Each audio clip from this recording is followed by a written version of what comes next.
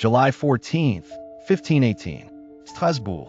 A woman named Frau Troffea stepped into the street and began to dance. No music, no festival, no reason. She danced until she collapsed. Then she got up and danced again. She did not stop for 6 days. Strasbourg in 1518 was a city under enormous pressure. 3 years of failed harvests, famine spreading, smallpox and syphilis killing thousands, political unrest tearing communities apart. The city was suffering, and the suffering was about to find a very strange expression. By the 3rd day, her feet were bloody and swollen. Her husband begged her to stop. Her neighbors tried to hold her, but her body would not respond to reason. She kept dancing, and the crowds gathering to watch her were about to make everything much worse. Within a week, 30 people had joined her. They did not choose to dance. Witnesses described them as compelled. Some wept while they danced. Some screamed for help while their bodies kept moving. By the end of the month, the number had reached 400. The Strasbourg City Council convened an emergency session. Nothing in their experience had prepared them for this. Hundreds of citizens dancing in the streets, unable to stop, some collapsing and dying. They needed expert advice. They turned to the physicians. The physicians of Strasbourg applied their best medical knowledge. Their diagnosis was swift and confident. The dancers suffered from an excess of hot blood, a physiological imbalance causing feverish, uncontrollable behavior. Their prescription was extraordinary. The doctors prescribed more dancing. They believed the afflicted needed to dance themselves free of the hot blood imbalance. The city council immediately acted on this advice. They built stages. They hired professional dancers. They brought in musicians. Guild halls were converted into dance floors. A stage was constructed before the horse market. Drummers and pipers were paid city wages to play continuously. Strong men were hired to keep the exhausted dancers upright. The city was paying to make it worse. The music made it catastrophically worse. As word spread that dancing was now permitted and encouraged, more people joined. Some accounts claim 15 people died per day in the peak weeks. Of heart attacks, of strokes, of sheer exhaustion. Medieval Europeans had a deep cultural belief in Saint Vitus, a Catholic saint who, they believed, could curse people with uncontrollable dancing as divine punishment for sin. This belief was not superstition to them. It was as real as the famine and the plague. Historian John Waller argues this religious belief was itself the mechanism of spread. People so deeply feared the Saint Vitus curse that witnessing it triggered the very symptoms they feared. Their minds made their bodies dance. Terror became the contagion. Strasbourg 1518 was not the first. In 1374, a dancing mania swept dozens of towns along the Rhine River. Earlier outbreaks occurred in 1237 and 1278. This was the most documented and the most severe, and also the last major outbreak ever recorded. 3 consecutive years of crop failure had pushed Strasbourg's poor to the edge. Starvation was real. Children were dying. Adults were working fields that produced nothing. The collective psychological trauma was extreme, and extreme trauma needs somewhere to go. Modern psychologists describe this as mass psychogenic illness. When collective trauma becomes unbearable, the body finds physical expression for psychological pain. The dancing was not joy. It was the city's suffering finding the only outlet available to it. By late August, the council reversed course entirely. They banned all music. They dismantled the stages. They removed the musicians. They had created the conditions for a mass dying event, and they finally understood it. But the damage was already catastrophic. In September 1518, the council transported the remaining dancers to the shrine of Saint Vitus in the Vosges Mountains, a religious solution to what physicians could not cure. And according to the historical record, it worked. The dancing stopped completely. The dancing stopped at the shrine of Saint Vitus in September 1518. As mysteriously as it began, it ended. No gradual decline. The mania ceased. Why did a religious pilgrimage succeed where medicine failed? That question has driven researchers for 5 centuries. The leading modern theory is mass psychogenic illness, a condition where collective psychological stress produces real physical symptoms without an organic cause. The mind creates genuine involuntary movement through shared belief and extreme trauma. Research shows humans unconsciously mimic the behavior of others. In high-stress environments, this becomes involuntary. Mirror neurons create neural pathways for imitative behavior. Witnessing dancing under extreme stress could literally compel the body to dance. Waller identified the conditions: 3 years of famine, smallpox and syphilis epidemics, political instability, extreme summer heat in mid-July, religious belief in Saint Vitus's curse. Every stress factor converging on one city in one summer. The perfect psychological storm. Critics of the mass hysteria theory ask, why only Strasbourg? Other cities suffered the same famines and plagues. Waller's answer is cultural geography. Every major dancing plague between 1374 and 1518 occurred near Strasbourg along the Rhine. The belief in Saint Vitus was strongest here. The second major theory is ergot poisoning. Ergot is a toxic mold that grows on damp rye grain. It produces compounds causing convulsions, hallucinations, and involuntary movement. Medieval populations ate rye bread. A contaminated harvest could theoretically cause mass symptoms. Waller debunked the ergot theory in detail. Ergot produces hallucinations and convulsions, not coordinated dancing. It causes burning sensations in the limbs, not rhythmic movement. And ergot poisoning does not spread from person to person as the dancing clearly did. American sociologist Robert Bartholomew proposed the dancers were members of heretical religious sections. Dancing as ritual, as devotion, as protest against the established church. This theory explains the coordinated nature of the outbreak, but not the involuntary distress accounts.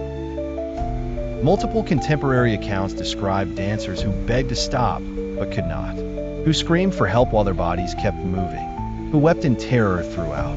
This involuntary suffering is inconsistent with voluntary religious ritual dancing. They were not choosing to dance. Mass psychogenic illness did not end in 1518. In 2006, dozens of schoolgirls in Tanzania began dancing uncontrollably. In 2012, teenagers in Leroy, New York developed involuntary tics simultaneously. The mechanism is still active. The human vulnerability has not changed. During 2020 to 2021, neurologists documented a global wave of teenagers developing Tourette-like tics after watching TikTok videos of other teenagers with tics. Screen-mediated emotional contagion. Mass psychogenic illness in the digital age. Strasbourg never really ended. The decision to add music was the deadliest mistake. Music creates rhythmic entrainment. The body synchronizes movement to external rhythm involuntarily.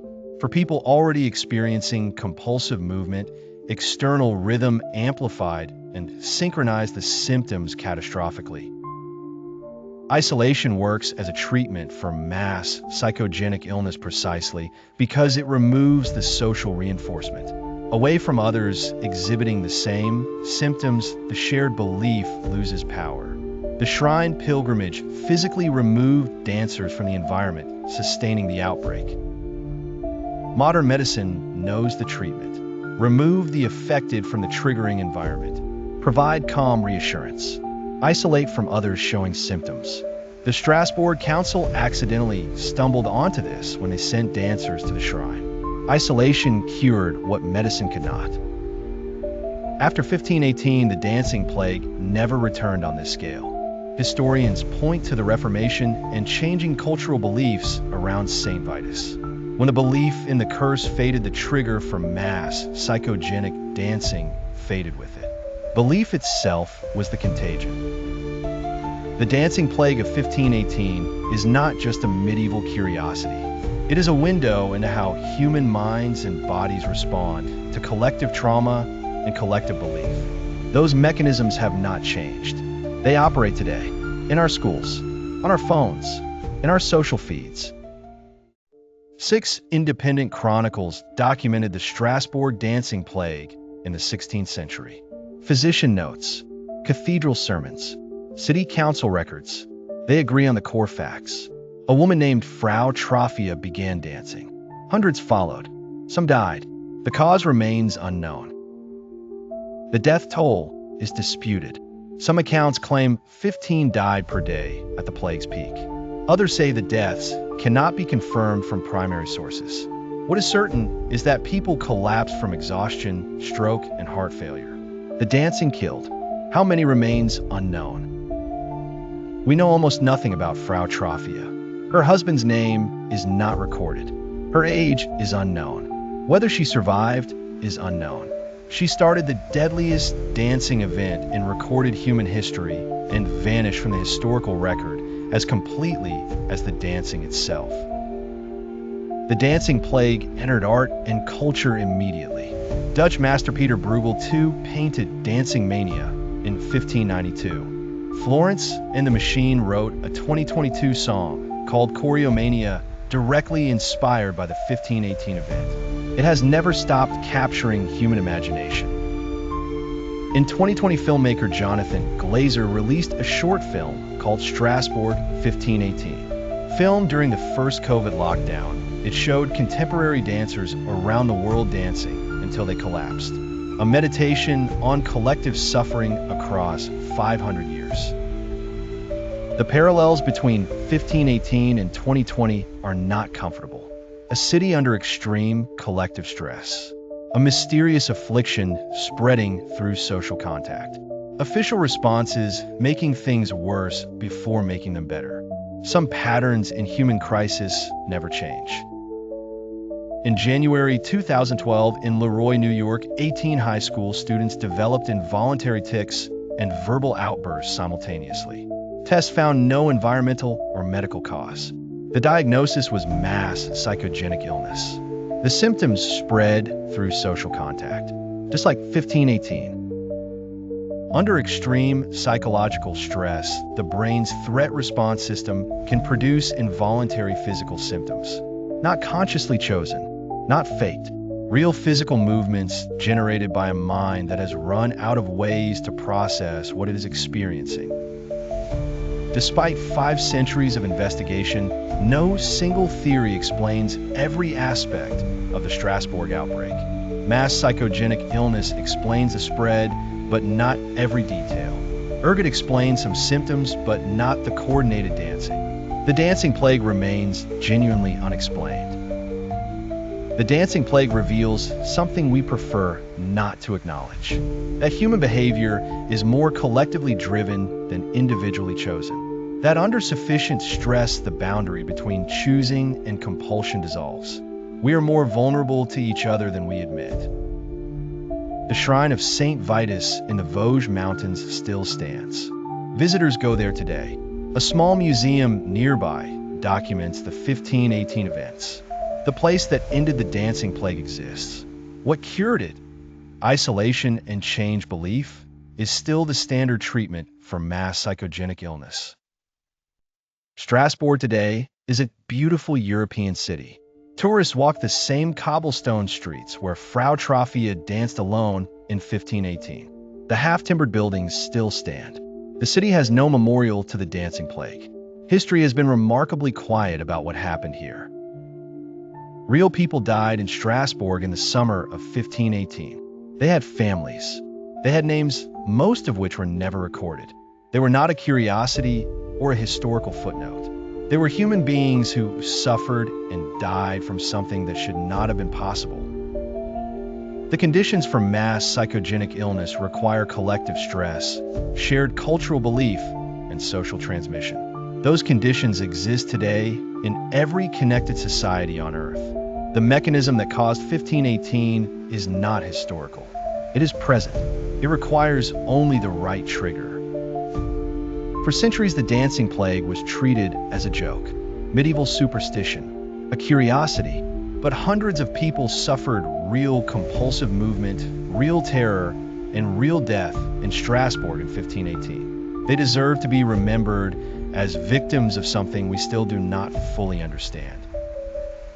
In 1518, a woman danced alone in a street and triggered the deadliest mass behavioral event in recorded history. We know what happened. We do not fully know why. And the human vulnerability that made it possible has never gone away. Subscribe for a new forgotten mystery.